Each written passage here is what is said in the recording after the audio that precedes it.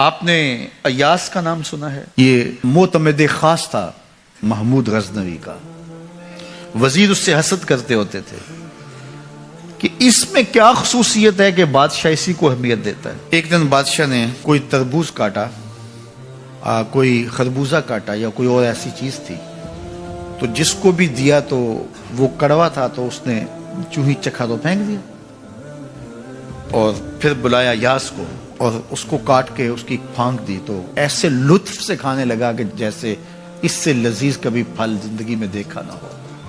تو سارے اندر ہنس رہے تھے، ایک دوسرے کو آنکھوں سے اشارہ کر رہے تھے، یہ دیکھو بے وقوف.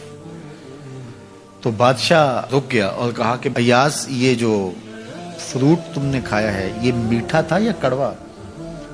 کہا بادشاہ سلامت کڑوا. تو کہا پھر اتنے ذوق سے کیوں کھایا؟ کہا کہ اس ہاتھ سے میں نے میٹھی نعمتیں کھائی ہیں، آج کڑوی ملی ہے تو تھوک دوں؟ کہا ایسا نہیں ہو سکتا. تو میاں کڑوا ہو تو وہ بھی قبول کیا جائے، نفس پہ شاک ہو. کڑوی وہ چیز ہوتی ہے جو نفس پہ شاک ہوتی ہے، نفس کرنا نہیں چاہتا، لیکن اس کے باوجود تمہارا دل کہے نہیں یہ مالک کی طرف سے ہے. سخت سردی ہے، گرمی کی شدت ہے، پانی ٹھنڈا ہے اور موسم سرد ہے، پانی گرم ہے اور موسم بھی گرم ہے، رات کا پچھلا پہر ہے، تھکے ہوئے ہیں، لیکن آپ اس کے باوجود بھی اپنے رب کے حکم کو بجا لاتے ہیں. نفس پہ شاک ہے لیکن سینے میں ٹھنڈ ہی نہیں پڑتی جب اس کے حضور سجدہ ریزی نہیں کر لیتے.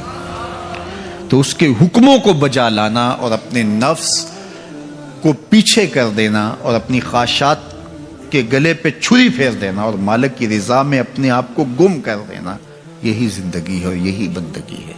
تو اس لیے مجھے اور آپ کو اس بات پہ غور اور تدبر کرنا چاہیے کہ ہم اس مختصر زندگی کو اللہ کے احکام کی مطابقت میں گزارنے کا عزم کریں. وہ بات چھوٹی سے چھوٹی ہو یا وہ بات بڑی سے بڑی ہو، وہ احکام ہماری زندگی کے اندر نافذ العمل ہو.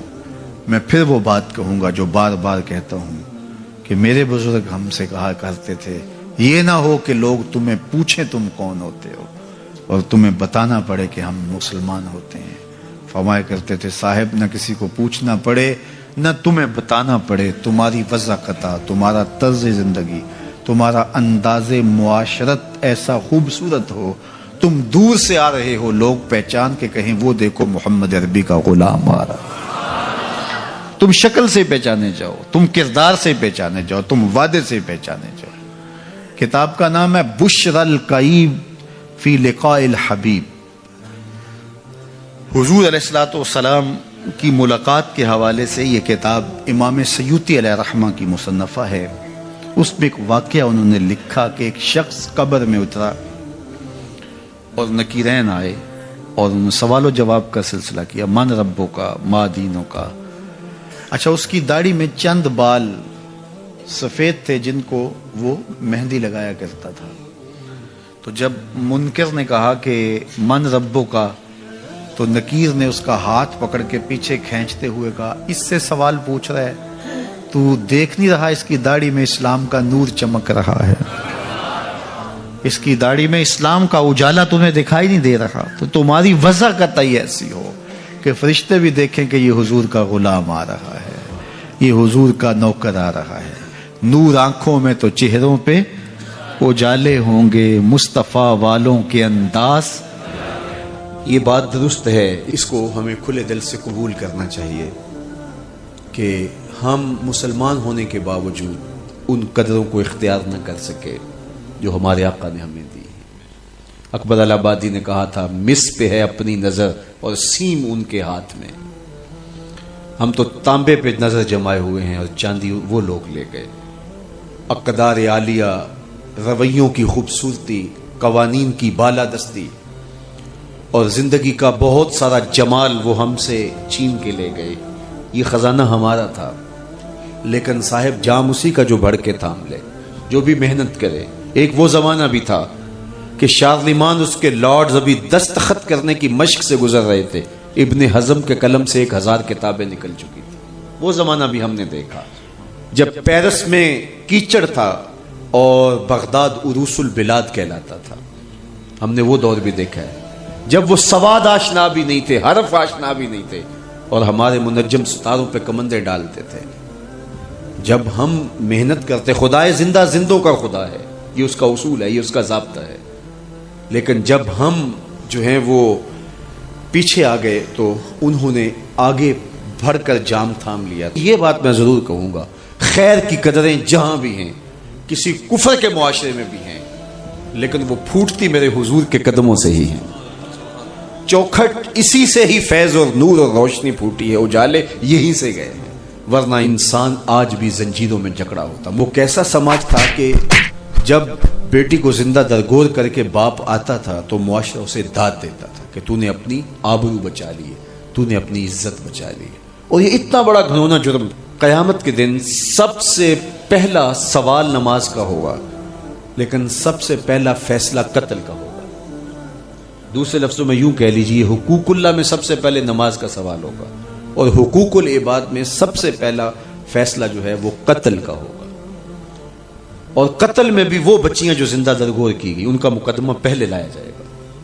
قرآن بتاتا ہے وَإِذَا الْمَوْءُودَةُ سُئِلَتْ بِأَيِّ ذَنبٍ قُتِلَتْ. قبروں میں گڑی ہوئی بچیاں اٹھائی جائیں گی، اللہ کی عدالت ہوگی، ان کے ظالم باپ کٹہرے میں کھڑے ہوں گے. اللہ ان بچیوں سے پوچھے گا بِأَيِّ ذَنبٍ قُتِلَتْ، تمہیں قتل کیوں کیا گیا؟ اب ان بچیوں کو تو پتہ ہی نہیں ہمیں کیوں قتل کیا گیا. ابھی آنکھ کھلنے نہیں پائی تھی کہ بند کر لی گئی، زبان بولنے نہیں پائی تھی کہ نوچ لی گئی، زندگی کا پھول ابھی کھلا ہی نہیں تھا کہ مرجھا گیا. انہیں تو پتہ ہی نہیں ہمارے ظالم باپوں نے یہ قیامت کیوں اٹھائی، یہ غضب کیوں توڑا، ہمارے معصوم دامن پہ کون سا داغ دیکھا کہ ہمارے ظالم باپوں نے ہماری زندگی نوچ لی. کہتے ہیں گڑھا کھودتے تھے، تاریخ پڑھے، دل آج بھی خون کے آنسو روتا ہے. اور گڑھا کھود کر کے اس میں کھلونے رکھتے اور بچی وہاں بیٹھ جاتی اور کھلونوں سے کھیلنے لگتی اور وہ اوپر سے ریت ڈالتے اور وہ بچی پہلے پہل تو اس کو کھیل سمجھتی اور وہ اس کھیل میں خود شریک ہوتی، لیکن جب اس کے کندھوں سے اوپر تک ریت بڑھتی اور اس کی سانس دبنے لگتی، پھر اسے سمجھ آتی یہ کہانی کوئی اور ہے. پھر وہ معصوم اور ننھے ہاتھ جوڑ کے اپنے باپ سے زندگی کی بھیک مانگتی، لیکن ظالم سفاک باپ ریت ڈالتا اور یوں اس کی سسکیاں، اس کی آہیں، اس کی چیخیں، اس کے آنسو اس ریت میں دب جاتے. اور اس معصوم ننھی چڑیا کے لیے نہ کوئی موم بتیاں جلانے والے تھے، نہ کوئی اس کے لیے احتجاج کرنے والے تھے، اور نہ کوئی اس کی FIR کٹتی تھی. باپ کو بھی داد ملتی، ماں کو بھی داد ملتی. معاشرہ صفاق اس پہ ماتم کرنے کی بجائے اس پہ خوشیوں کا اظہار کرتا. پہلی آواز پورے عرب میں جو اٹھی اور بلند ہوئی وہ میرے حضور کی تھی. بیٹیوں کو قتل کرنے والوں سن لو، میری فاطمہ میرے جگر کا ٹکڑا ہے. یہ پہلی آواز تھی. یہ صرف کلمہ محبت ہی نہیں ہے، اس ظالمانہ سماج کے خلاف جو ہے وہ علم جہاد میرے حضور نے بلند کیا. میری بیٹی میرے جگر کا ٹکڑا ہے. اور کہا جو دو بیٹیاں، دو بہنیں اللہ کی رضا کے لیے پروان چڑھائے اور ان کا نکاح کر دے، قیامت کے دن وہ یوں میرے نیڑے ہوگا جس طرح یہ دو انگلیاں کری. یہ جب میرے حضور نے فرمایا، مجمع سے ایک شخص کھڑا ہو گیا. حضور کیا جس کی دو بیٹیاں نہیں ہیں اس کو یہ اعزاز نہیں ملے گا؟ کسی بیچارے کی دو بیٹیاں نہ ہو، ایک بیٹی ہو، تو کیا اس کو یہ اعزاز نہیں ملے گا کہ وہ آپ کا ساتھ پائے؟ حضور نے فرمایا اسے بھی ملے گا. لیکن میں آپ کو دعوت فکر دیتا ہوں کہ اس سوال کے پیچھے کی کیفیت دیکھیے. اس کی ایک بیٹی تھی، کہاں بیٹیاں زندہ درگور ہو رہی ہیں اور کہاں ایک بیٹی والا کہتا ہے کاش کہ میری بھی دو بیٹی. یہ تھا لایا ہوا میرے حضور کا نظام. بیٹیوں والے فخر کرنے لگے کہ ہماری بیٹیاں، یہ ہماری بخشش کی ضمانت ہوگی. دو بیٹیوں کا نکاح کر لو، بخشش کی ضمانت. عرب کے دستور کے مطابق بچوں کو دور دیہاتوں میں بھیجا جاتا تھا تاکہ ان کی زبان میں فصاحت پیدا ہو. عرب اس پر کمپرومائز نہیں کرتے تھے کہ بچوں کو فصیح ہونا چاہیے. مائیں جدائی کاٹ لیتی ہیں لیکن وہ بچوں کی زبان پر کوئی کمپرومائز نہیں کرتی تھی کہ یہ بالکل فصیح اللسان ہونا چاہیے، کیونکہ فصاحت عرب کا جوہر ہے. تو اس اصول کے مطابق حضور علیہ الصلوۃ والسلام کو بھی بنو سعد میں لے جایا گیا. دائیاں تو بہت آئیں اور مکے میں بچے ڈھونڈتی رہیں، لیکن حلیمہ کے بخت جاگ گئے کہ انہیں حضور نصیب ہوئے. حلیمہ سعدیہ سلام اللہ علیہا فرماتی جب میں حضور کو لینے آئی تو سبز کپڑے میں حضور ملبوس تھے، سبز حریر میں سبز کپڑے میں حضور لپٹے ہوئے تھے، اور میں آگے بڑھی اور آ کے کپڑا اٹھایا تو حضور کی دو آنکھوں کے درمیان سے نور نکلا جو آسمانوں تک چلا گیا، اور مجھے دیکھ کے حضور مسکرا پڑے۔ جب حلیمہ سعدیہ آئی تھی تو ان کے پاس کمزور سی اونٹنی تھی جو پیچھے رہ جاتی، آگے والی پھر رک کے ان کو شامل کرتی، پھر وہ پیچھے رہ جاتی، لیکن اب حضور کو لے کے جب چلیں تو وہ اتنی سری و رفتار ہو گئی کہ ہم جولیاں کہنے لگی کہ حلیمہ تو نے سواری بدل لی ہے؟ حلیمہ بولتی ہے سواری نہیں، میں نے سوار بدلا ہے۔ اللہ اکبر۔ اور اب وہاں پہنچتی ہیں تو گھر میں اجالے آ جاتے ہیں۔ قاضی ثناء اللہ پانی پتی نے تفسیر مظہری میں لکھا ہے کہ باقاعدہ عورتوں نے آ کے حضرت حلیمہ سعدیہ سے پوچھا کہ تم اتنی امیر ہو گئی ہو کہ رات کو بھی چراغ نہیں بجھاتی؟ بڑے بڑے امیر لوگ بھی رات کو چراغ بجھا کے سوتے ہیں، تیرے گھر میں رات کو بھی چراغ جلتا رہتا ہے؟ تو فرمایا آؤ میں تمہیں بتاؤں میرے گھر میں چراغ کون سا ہے۔ حضور پالنے میں تھے، اشارہ کر کے کہا ما کننا نحتاج الی السراج من یوم اخذنا ہو، جب سے یہ پیارا گھر میں آیا ہے سارے دیے توڑ دیے، دیے کی ضرورت نہ مشعل کی حاجت، عجب روشنی تو نے پائی حلیمہ۔ حلیمہ دا چھپر کھجوری دے تھلے، یہ بخت ہیں ان کے۔ حلیمہ دا چھپر کھجوری دے تھلے، حوراں وچھا لے نوری مسلے، فرش تو لے کے عرش تک پہ گئی دہائی، حلیمہ نے لٹ لئی خدا دی خدائی۔ وہ سارا دن تو صحراؤں میں گھوم لیتی تھی، اسے جب بھوک لگتی تھی لبوں کو چوم لیتی۔ حضور نے ارشاد فرمایا آیت المنافق ثلاث، منافق کی علامتیں تین ہیں، جس شخص کے اندر یہ علامات ہوں تو وہ اس نیت سے سنیں کہ آج ابھی اسی وقت میں یہ مصمم عزم کرتا ہوں کہ اپنے سے کھرچ دوں گا ان چیزوں کو، اور اپنے من کو، اپنے اندر کو، اپنے باطن کو ان غلاظتوں سے پاک کروں گا۔ اور عملی موضوعات پہ بات کرنے کا میرا مقصود بھی یہی ہوتا ہے کہ ہماری زندگی میں سب سے پہلے اپنی زندگی میں اور پھر میرے ملنے والوں کی زندگی کے اندر عملی طور پہ تبدیلی پیدا ہو۔ تو اس نیت کے ساتھ جب آپ سنیں گے تو اللہ برکت کرے گا۔ تو سنیے رسول رحمت نے ارشاد فرمایا صلی اللہ علیہ وآلہ وسلم نے کہ منافق کی نشانیاں تین ہیں، ان میں سے ایک اذا حدث کذب، جب وہ بولتا ہے تو جھوٹ بولتا ہے۔ یہ منافق کی علامتوں میں سے ایک علامت ہے کہ اس کی زبان جھوٹ کی عادی ہوتی ہے۔ زندگی میں جھوٹ سے اپنے آپ کو بچائیں، یہ زہر قاتل ہے، اندر اجاڑ دیتا ہے، آپ کا معاشرے سے اعتبار ختم کر دیتا ہے اور آپ کی رسوائی کا سبب ہے۔ دوسرا ارشاد فرمایا وَإِذَا وَعَدَ أَخْلَفَ، جب وہ وعدہ کرتا ہے تو وعدہ خلافی کرتا ہے۔ یہ منافق کی علامت ہے کہ وہ وعدہ پورا نہیں کرتا۔ میرے حضور کسی سے وعدہ کرتے ہیں کہ تیرے آنے تک یہاں کھڑا ہوں، اور وہ جا کے بھول جاتا ہے۔ میرے حضور 3 دن کھڑے رہتے ہیں، 3 دن کے بعد اچانک وہاں سے گزرا، دیکھا تو حضور کھڑے ہیں۔ بڑی شرمندگی ہوئی، ڈرتا ہوا آگے بڑھا، صرف اتنا کہا یار تو نے مشقت میں ڈال دیا۔ 3 دن تک میرے حضور کھڑے، اور میں کہتا ہوں وہ تو 3 دن بعد واپس آ گیا۔ وہ نہ آتا 3 سال بھی کھڑا رہنا ہوتا، میرے حضور کھڑے رہتے کہ میں نے اس سے وعدہ کیا ہوا ہے۔ اور میں اور آپ دیکھیں کہ ہم کہاں کھڑے ہیں۔ ہم کسی سے وعدہ کریں، ہم خود وعدہ کرتے ہیں تمہیں 6 ماہ کے بعد پیسے دیں گے، وہ بیچارہ 6 ماہ کے بعد بھی جو ہے وہ 1 ماہ اور اوپر گزار لیتا ہے کہ چلو کوئی بات نہیں ہے، اور ہم اس کی موت کی دعا کر رہے ہیں یا اللہ فوت ہی ہو جائے تو اچھی بات ہے۔ تو پھر ہم کہیں کہ اللہ کی رحمتیں ہمیں نصیب ہوں، یار وعدہ کیا ہے اپنا تن بھی بیچ کے دینا پڑے تو دیں گے۔ جو وعدہ کیا ہے جہاں کھڑے ہوئے ہیں وہاں کھڑے رہیں گے، چاہے اس کی کتنی بے عزت ہمیں کیوں نہ سہنی پڑے۔ جب وعدہ کیا ہے تو پھر اس کو پورا کرو۔ تیسری بات میرے حضور نے ارشاد فرمائی وَإِذَا تُؤْمِنَ خَانَ، جب اس کے پاس امانت رکھی جائے تو خیانت کرے۔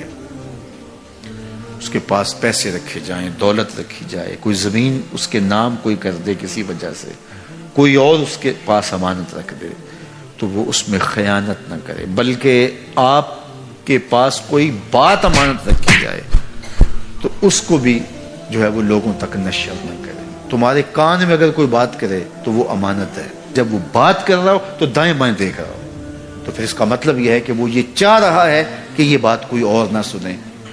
تو پھر صاحب امانت کو چاہیے کہ کوئی اور نہ سنے.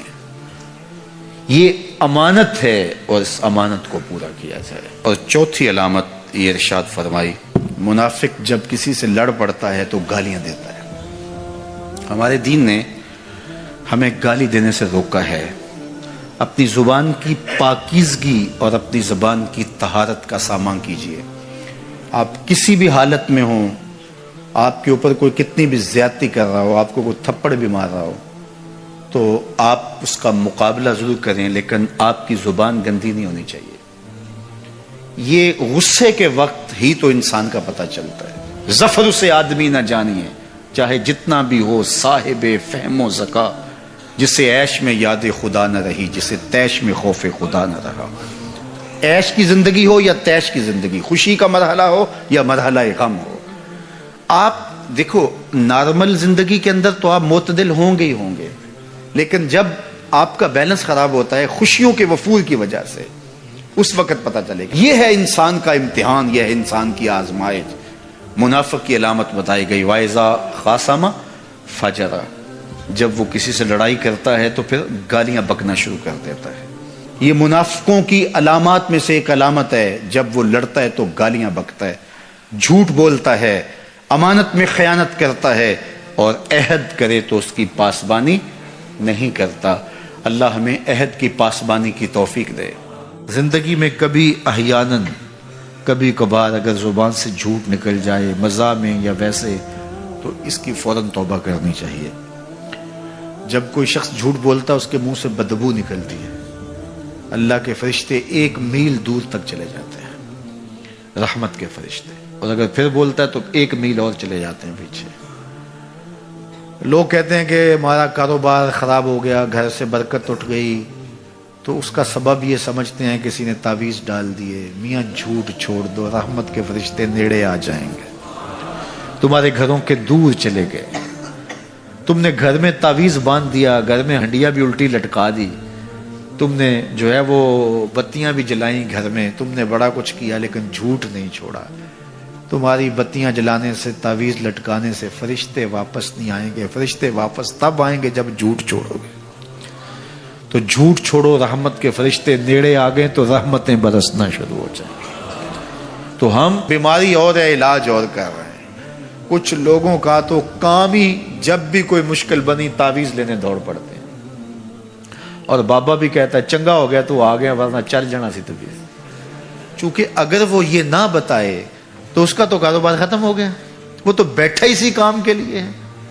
اس نے تو ٹاٹن جو ہے وہ رات فوٹو سٹیٹ کروا کے رکھے ہوئے, 10 اس کو دینے ہیں, 15 اس کو دینے ہیں. وہ تو کام ہی یہ کرتا ہے, اور وہ کہے کہ نہیں بابا تیرے گھر میں جھوٹ ہے, تیرے رزق میں ملاوٹ ہے, تو نماز نہیں پڑھتا, تو سجدہ ریز نہیں ہوتا, تیرے یہ خرابیاں, تو پھر بابے کے پاس کسی نے کیا لینے آنا. جب مشکل ہوگی تو مصلے پہ سر جھکائے گا, بابا تو بھوکا مر جائے گا. اس لیے بابا کہتا چنگا ہو گیا تم آیا ویلے سر آ گئے, نہیں تو یہ چل جانتے, تبھی طرح کچھ رہنے نہیں تھا. پھر مریض بن جائے, ہر اتوار کو بابے کے در پہ حاضری دینی پڑتی ہے. چھوڑو بابوں کو, اللہ کی چوکھٹ پہ آ جاؤ.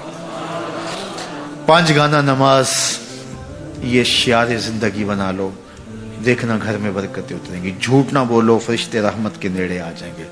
ہر بار جھوٹ بولیں گے 1 میل 1 میل 1 میل 1 میل, ذرا سوچے نا, ہر بندہ یہاں بیٹھے سوچے ہمارے فرشتے کتنے کو دور ہو چکے ہوں گے. سویر سے لے کر جھوٹ ہی جھوٹ, روز کتنا اور پیچھے دھکیل دیتے ہیں.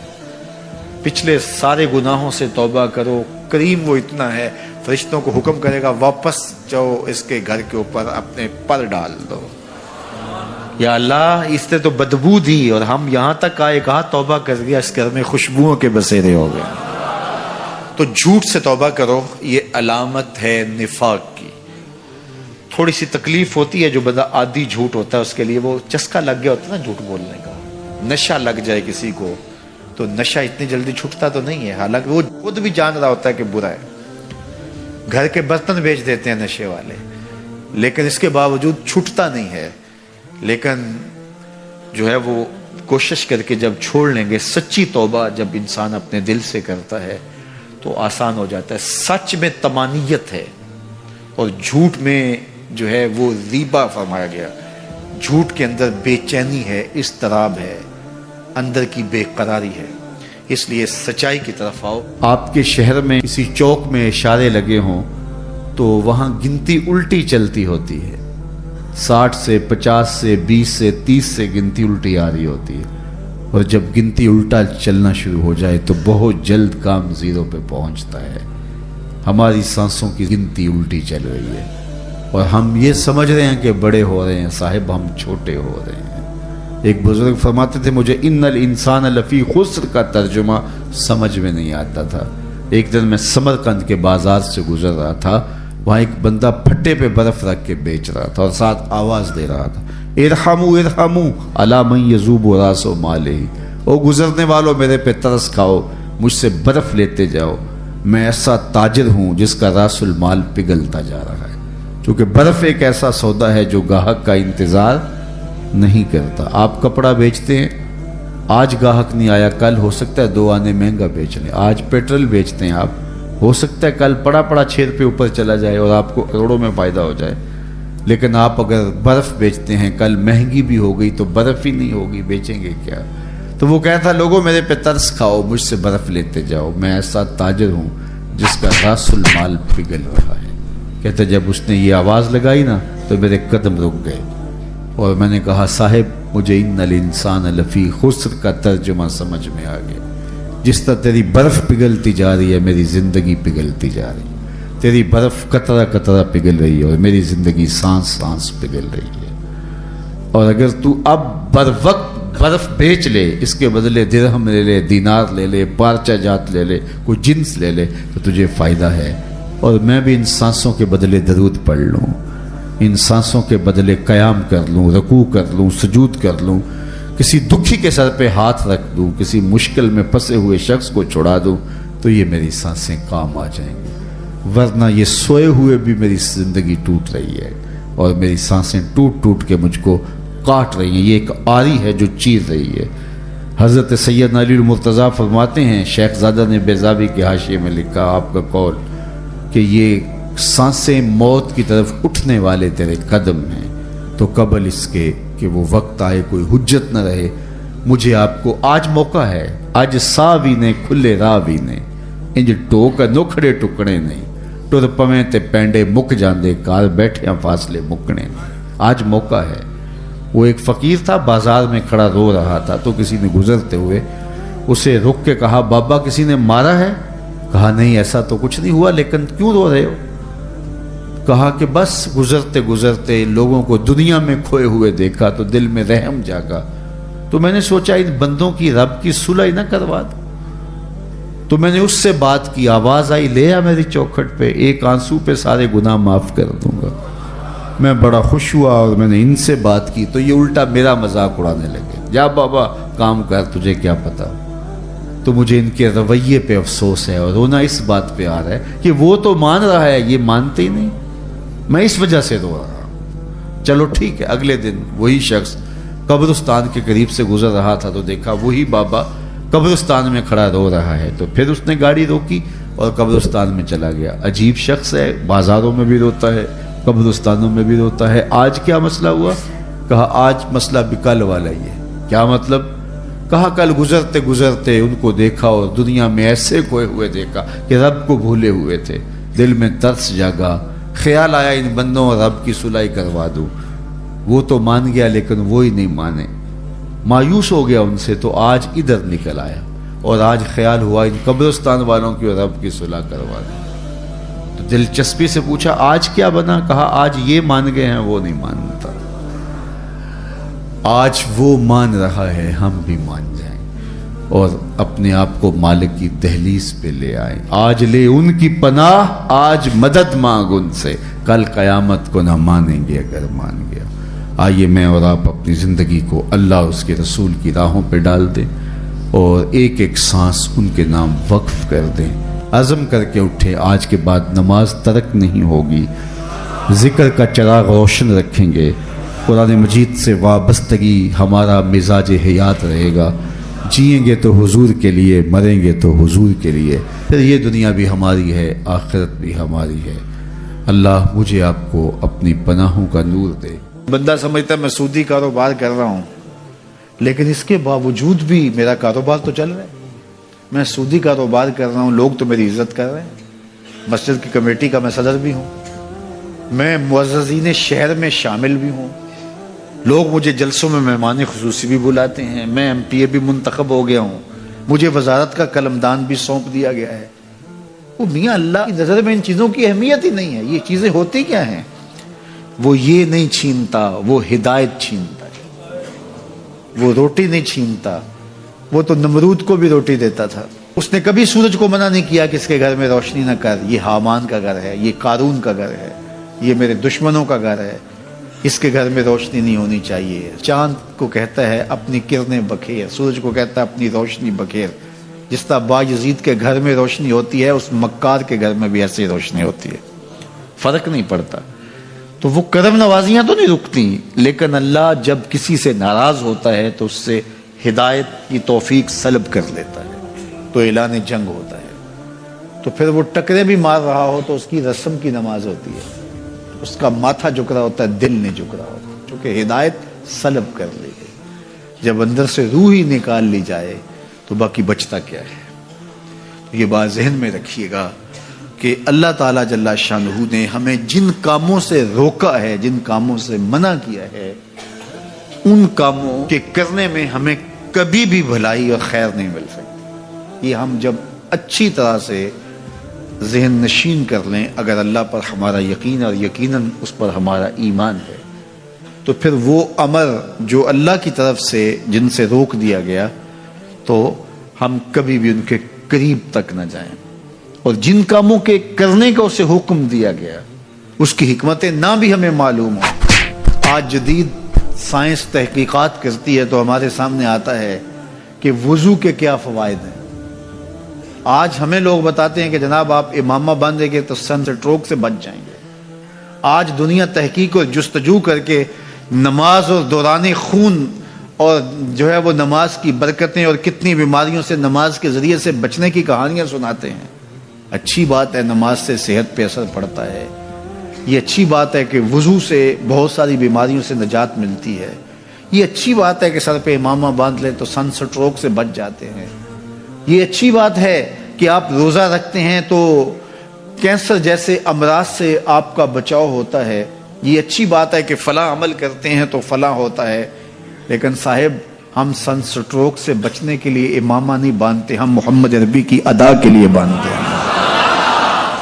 دوران خون کے لیے نماز نہیں پڑھتے، ہم رب کے حضور سجدہ ریزی کے لیے اس کے حضور اپنی نیاز مندیوں کا سر جھکاتے ہیں. تو حکمتیں بھی ہیں، وہ برکتیں ذیل میں آتی ہیں. تو یہ بات ذہن میں رکھیے گا کہ حکمتیں معلوم نہ بھی ہوں تو ہم عمل کرتے ہیں. یہی تو ہے کہ یومنون بالغیب.